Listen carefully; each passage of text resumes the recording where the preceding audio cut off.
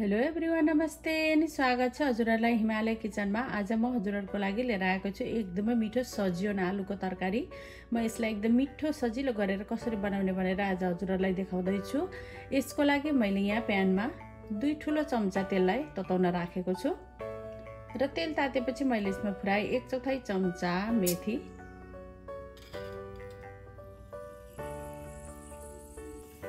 र मेथी यतिको भएपछि मैले राखे आधा सानो चम्चा जीरा,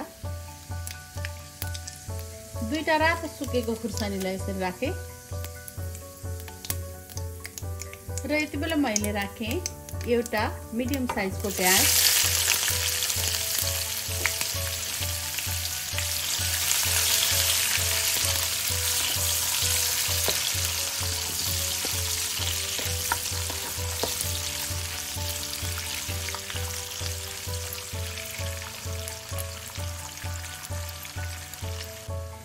र प्याज यतिको भएपछि मैले यसमा राखे आधा सानो चम्चा बेसार,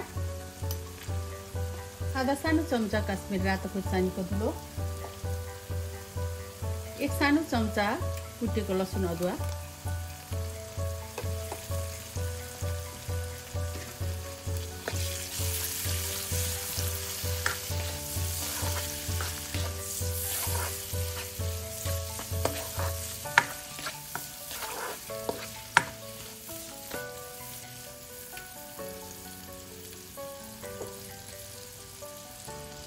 र यति बेला मैले राखे एउटा ठूलो साइजको टमाटर, नुन राखे टमाटर राखेर अब मिक्स गर्दियौं।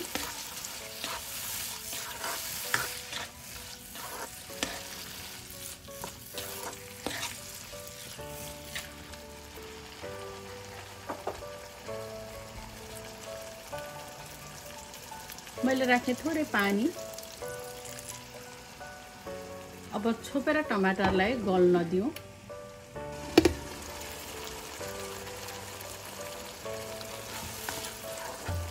र टमाटर यतिको गलेपछि मैले यसमा राखे 1/4 चम्चा तोरी। तोरी चाहिँ एकदमै मिठो बनाउँछ यो तरकारीलाई। यदि हजुरहरुलाई अलिकति धेरै राख्न मन पर्छ भने आधा सानो चम्चा जति राख्न सक्नुहुन्छ, तर धेरै चाहिँ राख्नु हुँदैन, तोरी फेरि तितो बनाउँछ।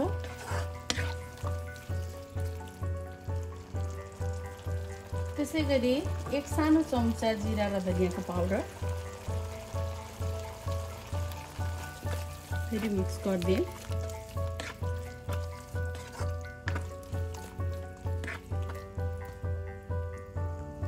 र मैले राखे यसमा एउटा मिडियम साइजको आलु। त्यसैगरी 2टा सजियोनलाई मैले यसरी काटेर लिएको छु। मैले चाहिँ अलिकति मोटो पिसलाई यसको बीचमा पनि काटेर लिएको छु। नुन राखे मैले आफ्नो स्वाद अनुसार। अब यसलाई मिक्स गर्दियौं मसलामा। यो सजिलो र आलुलाई चाहिँ हजुरहरुले सुरुमा एकछिन हल्का फ्राई गरेर पनि राख्न सक्नुहुन्छ, तर मैले चाहिँ आज त्यतिकै राखेको छु। यतिकै बनाउँदा पनि एकदमै मिठो बन्छ तरकारी।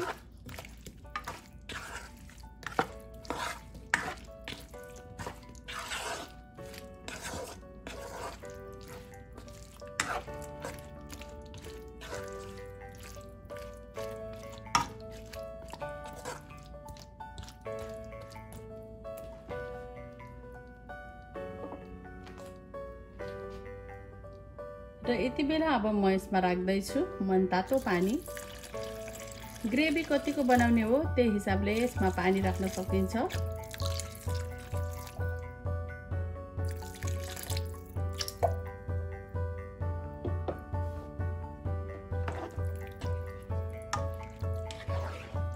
म चाहिँ हल्का ग्रेभी टाइपको बनाउँदै छु। यदि झोल बनाउने हो भने यसमा अलिकति अझ बढी पानी राखेर पनि यसलाई उमाल्न सकिन्छ।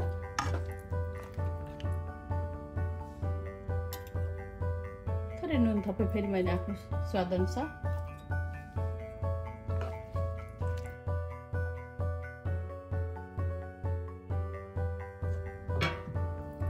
अब यसलाई छोपेर यो राम्ररी गलुन्जेलसम्म यसलाई पकाउनु पर्छ।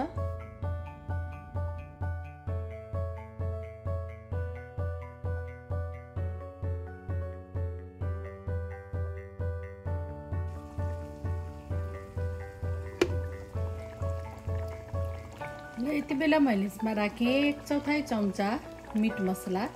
हजुरहरूले गरम मसला पनि राख्न सक्नुहुन्छ।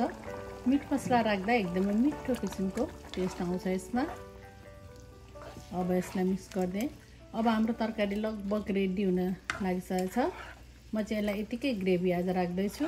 सजियोन पनि पाकिसकेको छ। झन्डै मैले यसलाई 30 मिनट जति पकाएको छु। प्रेसर कुकरमा बनाउँदा चाहिँ यो छिटै रेडी हुन्छ। अब यसमा म राख्दैछु मसिनो गरेर काटेको हरियो धनियाको पत्ता।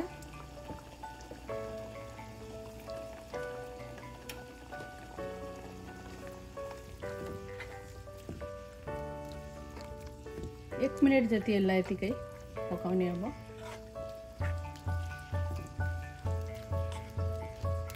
आलु पनि राम्ररी पाकेको छ।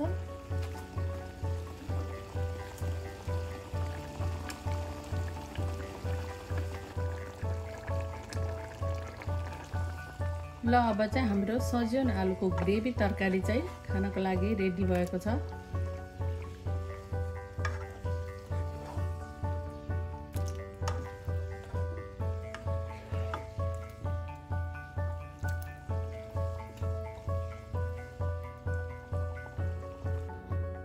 र एकदमै मिठो सजियोन आलुको ग्रेभी तरकारी चाहिँ अब बनेर खानको लागि रेडी भएको छ।